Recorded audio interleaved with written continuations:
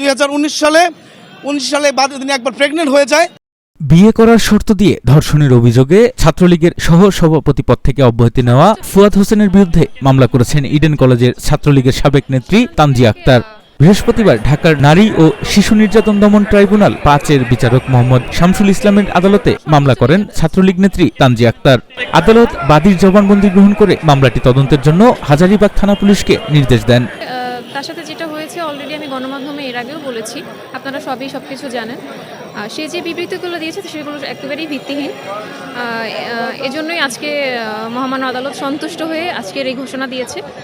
আর তার সাথে আসলে আমার বিয়ে হয়েছিল, তারপরে সে সেটা অস্বীকার করতেছে। বিয়ে রেজিস্ট্রি করে যে বিয়েটা হয় তা ছাত্রলীগের জন্য সেটা সে করতে ইচ্ছুক ছিল না, কারণ ছাত্রলীগের একটা নিয়মের বাইরে। তো সেই সেটাকে কেন্দ্র করেই আর কি মূল ঘটনা এই পর্যন্ত চলে এসেছে। হচ্ছে ছাত্রলীগ কাউন্সিলের ক্যান্ডিডেট ছিল, সে পলিটিক্সটা কন্টিনিউ করবে দেখেই সে এটা করেছে, রেজিস্ট্রেশন করে বিয়েটা করেনি। পরবর্তীতে যখন কাউন্সিল শেষ হয়ে গেল, যখন আমি তাকে প্রেশারাইজই করলাম যে এখন তো কমিটি শেষ, এখন তো আর রেজিস্ট্রেশন করে বিয়ে করতে, আনুষ্ঠানিকতা করতে, আমাকে সামাজিক যে মর্যাদাটা ওটা দিতে এখন তো কোনো সমস্যা নেই। তখন সে এক পর্যায়ে অস্বীকার করে এবং সে বলে এটা সে কোনোদিনই করবে না। আর সে আমাকে তার জন্য আমি বাসা থেকেই বের হতে পারছি না। সবসময় সে আমাকে প্রাণনাশের হুমকি দিচ্ছে, আমাকে মিথ্যে মামলা দেওয়ার হুমকি দিচ্ছে, আমার পরিবারকে সে হেয় প্রতিপন্ন করছে সামাজিকভাবে। আমার সাথে 2014-তে পরিচয় হয় টিএসসিতে। ছাত্রলীগ নেতা ফুয়াদের কাছে বিয়ের সামাজিক স্বীকৃতি চাওয়ায় একই সংগঠনের ইডেন মহিলা কলেজের সাবেক নেত্রী তানজিয়া আক্তার মারধরের শিকার হয়েছেন বলে অভিযোগ করেছিলেন। ওই সময়ে থানায় সাধারণ ডায়েরিও করেছিলেন তিনি। আজকের এই মামলার বাদীনি তানজিনা আক্তার, উনি ইডেন কলেজ ছাত্রলীগের আহ্বায়ক কমিটির একজন সদস্য। উনি বর্তমান ছাত্রলীগ কেন্দ্রীয় কমিটির ভাইস প্রেসিডেন্ট মোহাম্মদ ফুয়াদ হোসেন শাহাদাতের বিরুদ্ধে নারী শিশু 9-এর এক ধারায় ধর্ষণের একটি মামলা করেছেন। ওনার বক্তব্য 2014 সালে টিএসসিতে পরিচয় হয় আমাদের এই মামলার আসামি ফুয়াদের সাথে, এবং পরিচয়ের এক পর্যায়ে তাদের সাথে প্রেমের একটা সম্পর্ক হয়।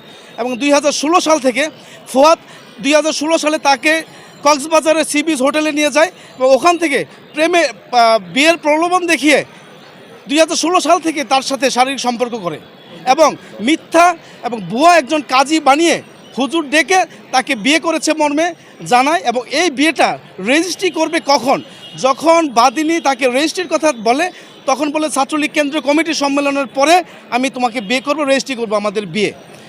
এই 2016 থেকে 2022 পর্যন্ত তাকে নিয়মিত ঢাকার 2018 পর্যন্ত তাকে নিয়মিত ঢাকার বিভিন্ন হোটেলে নিয়ে এবং রিসোর্টে নিয়ে তার সাথে তার ইচ্ছার বিরুদ্ধে শারীরিক সম্পর্ক করে দর্শন করে।